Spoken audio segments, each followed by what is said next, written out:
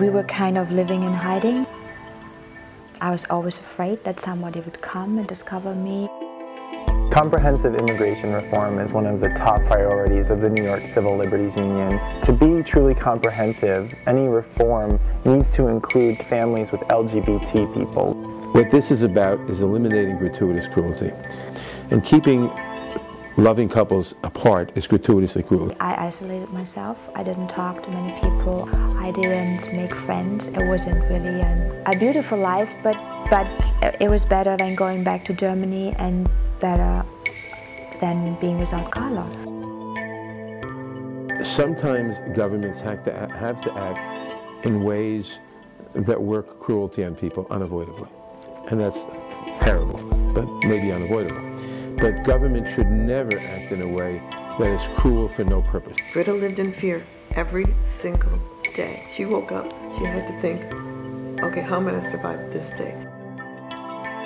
Here at the New York Civil Liberties Union, we were fortunate to win a landmark case called Martinez versus County of Monroe that holds that New York State will recognize the same-sex couples who are married out of state as being married here in New York. Many other states recognize same-sex marriages or allow same-sex couples to marry. Unfortunately, the federal government is lagging behind and doesn't recognize our relationships for federal purposes, including for immigration purposes. The very unfortunate result when we talk about same-sex binational couples is that they cannot stay together in the United States and have one partner sponsor the other partner for immigration purposes.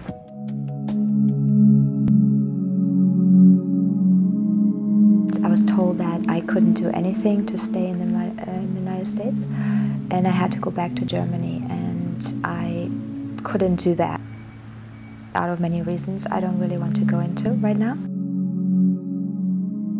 In many countries, being LGBT is punishable by death.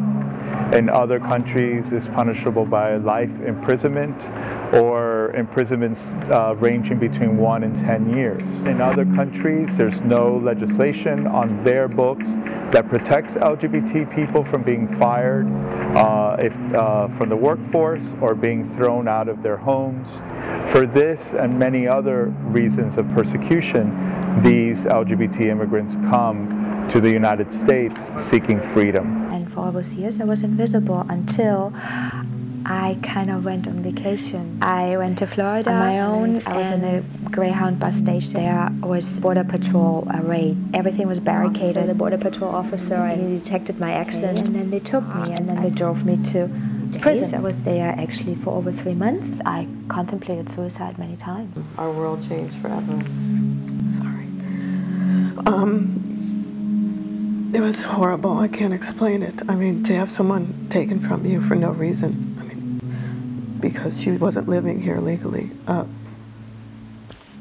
was very difficult. She was treated like a criminal.